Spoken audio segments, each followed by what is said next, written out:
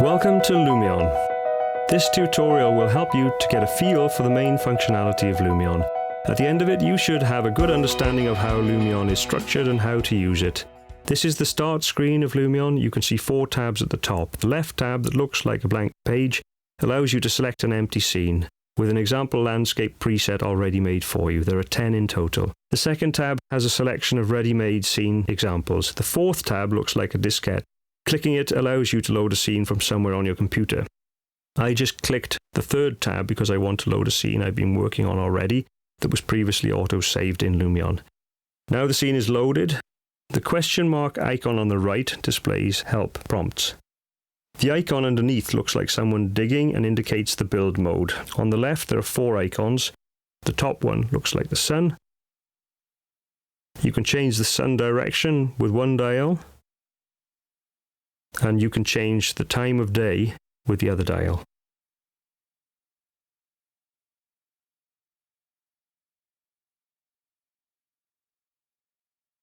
The slider changes the amount of cloud. Clicking this cloud icon provides access to the different cloud types. Clicking the second icon on the left, which looks like mountains, gets you a different menu at the bottom. Here you have the landscaping options. The mountain range at the bottom is highlighted, and now we can sculpt the landscape either by lifting, lowering, flattening or bulging it. I'm raising the landscape underneath these trees. Notice that the trees move up together with the landscape. Now I'm lowering it back down. The paintbrush icon on the left allows you to change the color of the terrain or paint a stony texture onto it. I'm doing that now. I'm painting the stone texture first, and I'll colour it afterwards. Now the colour gives a nice semi-stony look. The third tab on the left brings you the Materials and Models section of Lumion.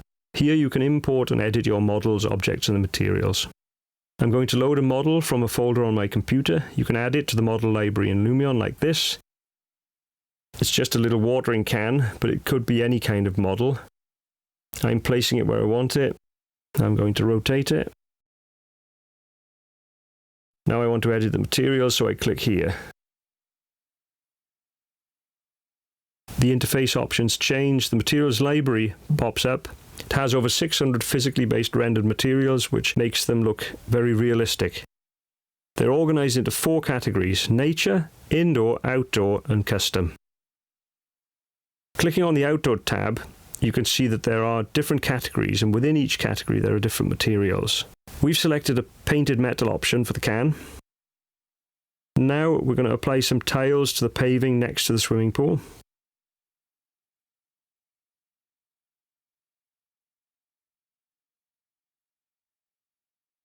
We'll add some wood chippings to this area under the stair. That's under the Nature tab. Just need to search for it. And now we'll add some wood to the wall of the house.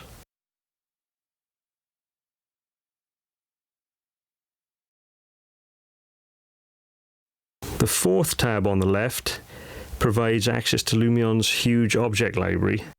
There are different object categories, and I've clicked on the Trees and Plants category. There are multiple tabs, as you can see, per category, and there are even multiple categories of trees and plants. We've collected vegetation from all over the world and put them in the library. The full library is free with Lumion Pro. The normal version of Lumion has about 1/3 the content that the Lumion Pro has. I've just selected a large potted plant, and I've placed 2 of them next to the pool. Now we're going to select some people. So click on the people category and then find the ones that you want to add. Again, there are multiple categories and multiple tabs per category. Let's select a sitting woman. Place her in the chair, and we need to rotate her by clicking on this rotate symbol. Again, we need to find another woman to put on the other chair. Let's go back to the object library.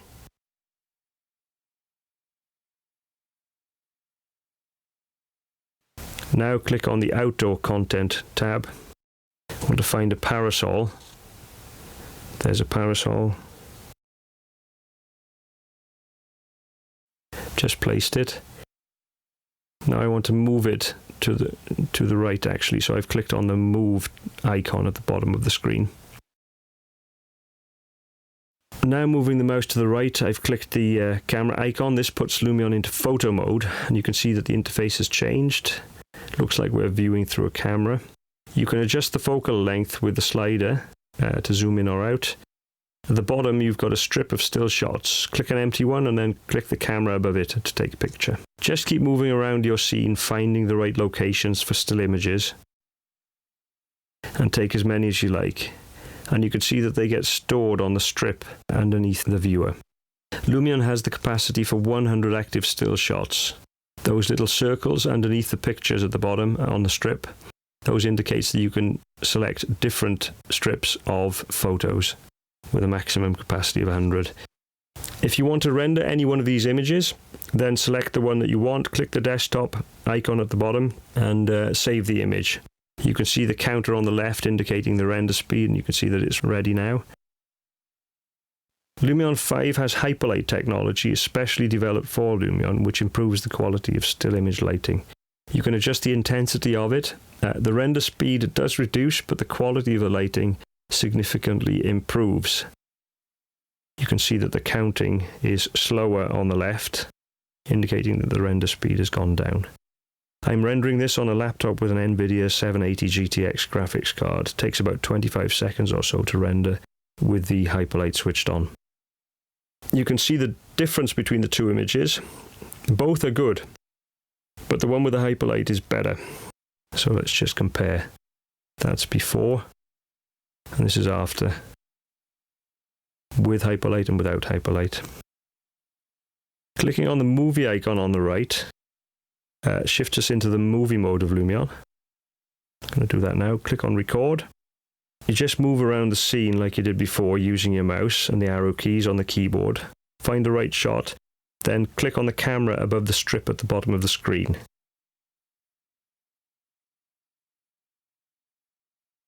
Just keep doing this and then click the tick on the bottom right when you're okay with it.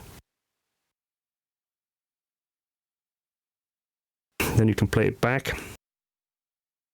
This clip is about 8 seconds long. You can see that the shots that you took were neatly pieced together and there's a smooth camera path in between. Click on the stars icon at the top left. This is the doorway to Lumion's many different effects. And then you'll come to a screen like this with 7 tabs at the top with different kinds of effects. These are the object-related effects, for example. And then you've got various different categories, including the artistic effects on the right there. The tabs at the top indicate the effects categories, and within each category there are many effects choices. These effects can be added in pretty much any combination with any other, and they can be applied to individual video clips or to the full movie. We're clicking on the World category. We're assigning a reflection plane to the swimming pool. A pencil in Lumion means that you can edit the properties of something. Now let's add another effect. This time it will be volumetric sunlighting. Adjust the sliders to get it looking how you want it. One more effect, change the sun settings. One of the great things about Lumion is the real-time feedback. When you change something, you see the result immediately in the display. This makes trial and error fine-tuning a very easy process. And you can see how adjusting makes a big difference to the light settings. One more effect. I'm going to add analog color, which is also new to Lumion 5, provides a kind of Instagram feel. Notice that it's on a second tab. The other 3 effects we just added are on the previous tab. Again, the sliders change the effect settings. You can click on your mouse to drag this red bar to scrub quickly through the clip. Now click on another empty slot in the movie strip. Click record again. Now let's make another clip by moving around the scene and taking some more shots. Just move around, take the shots. There's a timer here on the left. You can adjust the speed of the clip by clicking on the arrows.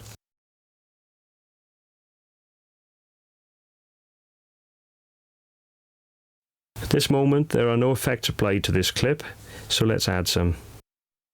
See, there's nothing on it. Click on that button with the stars, then we'll add the volumetric sunlight first of all. And again, we'll add the sun settings effect. And we need to adjust the sliders until it feels right. Now you can see the volume light streaming through at just the right level of intensity.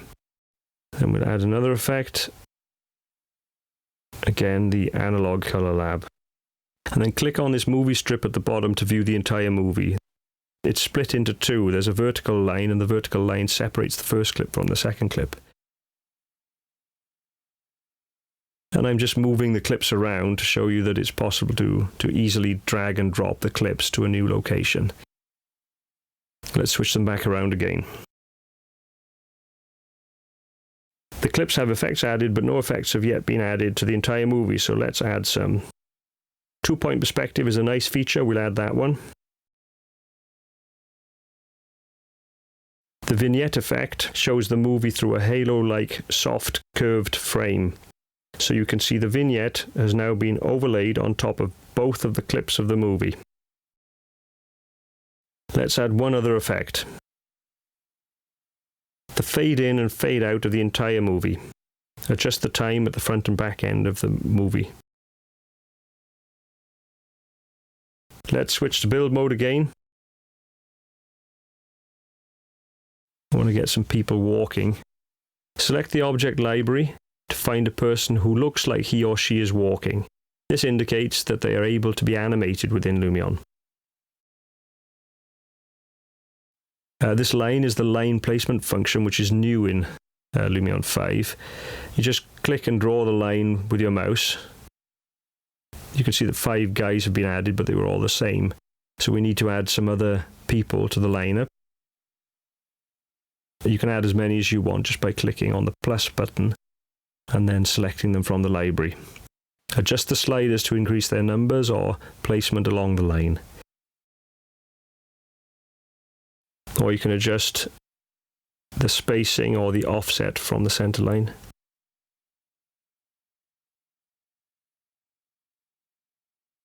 Move back to the movie mode to create another clip. So we'll just move around, take a couple of shots.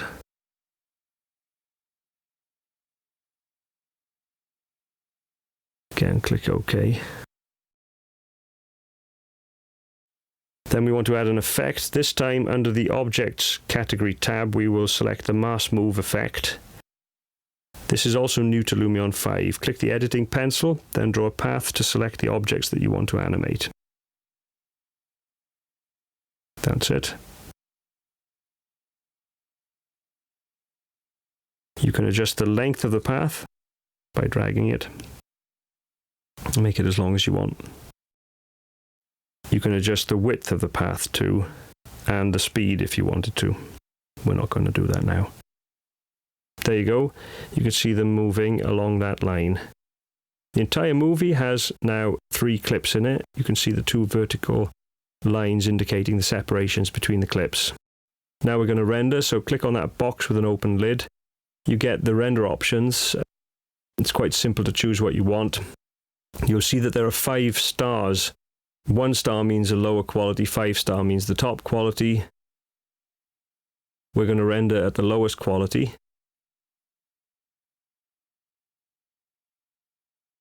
You can see that it's rendering at 0.15 seconds per frame, roughly, which means that the total render time for that film at the lowest quality setting is just under 1 minute. So I just stopped the recording and selected the 5-star quality setting. This increases the render time to about 18 minutes. And you can see that the render rate has gone up and is now about 2.7 seconds per frame. The comparison of the 2 options indicates roughly the range of trade-off between quality and time, which is possible in Lumion. Now it's been rendered, so let's have a look at the higher quality version. You can go to lumion3d.com to view more tutorials or to find out more about Lumion. Online there are around 168 tutorials.